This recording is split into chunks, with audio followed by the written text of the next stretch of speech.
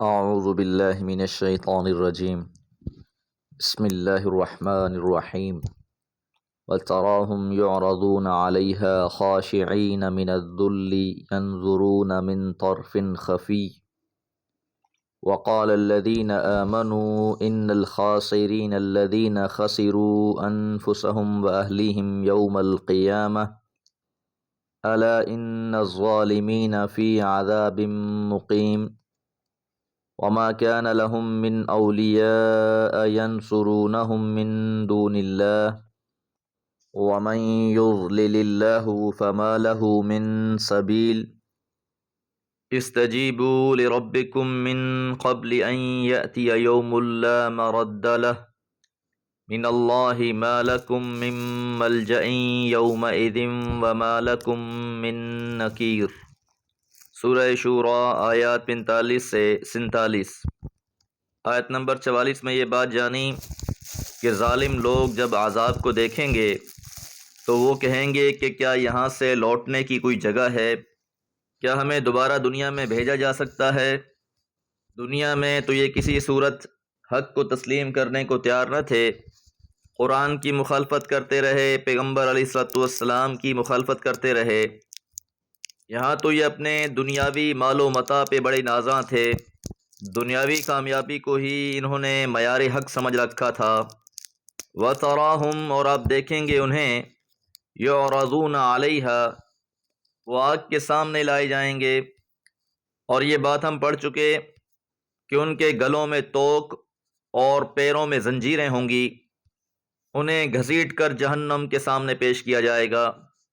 خاشعین من الذل، وہ ذلت سے جھکے ہوئے ہوں گے، ذلت اور رسوائی کی وجہ سے ڈرے ہوئے ہوں گے۔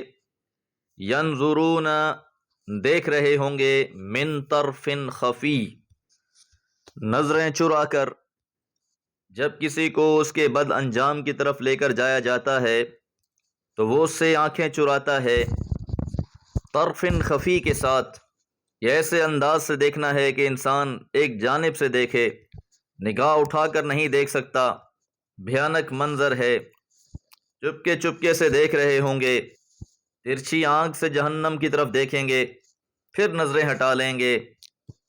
وقال الذین آمنوا، اور کہیں گے ایمان والے، جب اہل ایمان بھی یہ منظر دیکھیں گے تو وہ کہیں گے ان الخاسرین، بلا شبہ خسارے والے، الذین خسروا، جنہوں نے خسارے میں مبتلا کر دیا، انفسہم، اپنی جانوں کو، اپنے آپ کو خسارے میں ڈال دیا، واہلیہم، اور اپنے گھر والوں کو بھی، یوم القیامت، قیامت کے دن۔ کہ اصل خسارے والے تو وہی لوگ ہیں جو خود بھی خسارے والے ٹھہرے، اپنے اہل و عیال کو بھی انہوں نے خسارے والا بنا دیا۔ الا، آگاہ رہو، ان الظالمین، بلا شبہ ظالم لوگ، فی عذاب مقیم، مقیم عذاب میں ہوں گے، مستقل عذاب میں ہوں گے، ٹھہرے رہنے والے عذاب میں ہوں گے۔ اس عذاب نے ان سے ٹلنا نہیں ہے۔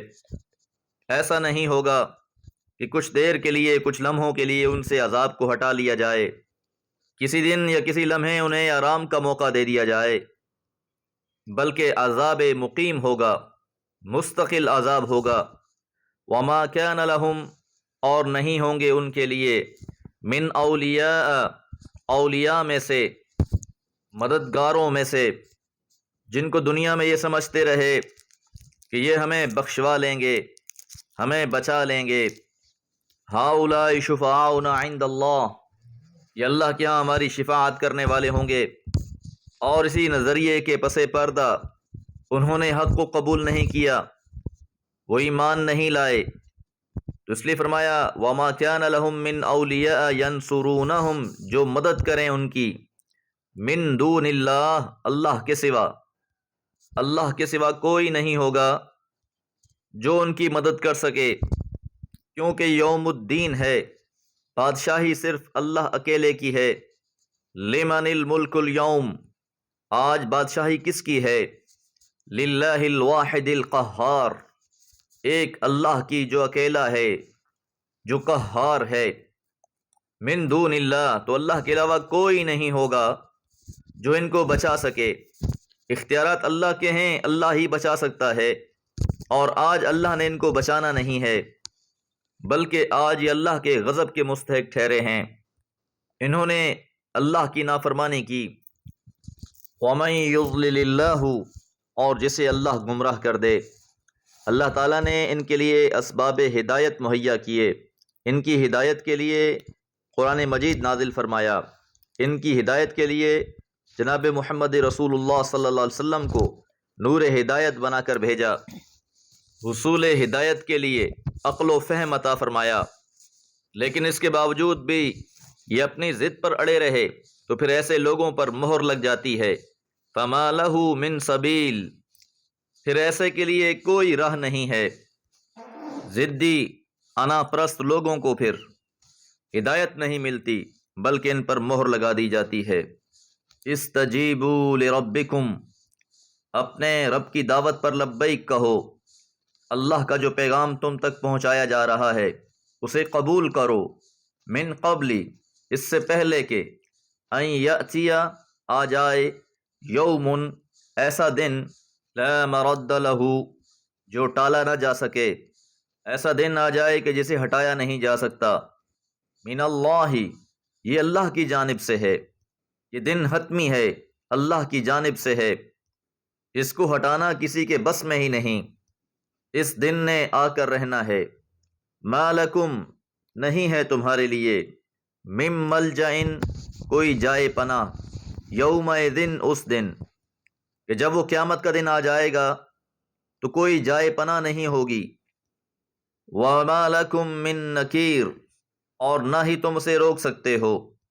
دنیا میں تو اس دن کا انکار کر دیتے ہیں، دنیا میں تو انسان غفلت میں عمل کیے جاتا ہے، اپنی آخرت، اپنی عاقبت کو فراموش کر بیٹھتا ہے، لیکن جب اچانک سے وہ دن آ دھمکے گا، اچانک سے قیامت قائم ہو جائے گی، تو پھر کسی کو کوئی جائے پناہ نہیں ملے گی، کوئی ٹھکانہ نہیں ہوگا، کوئی چھپنے کی جگہ نہیں ہوگی، اور نہ ہی کوئی اس دن کو روک سکتا ہے۔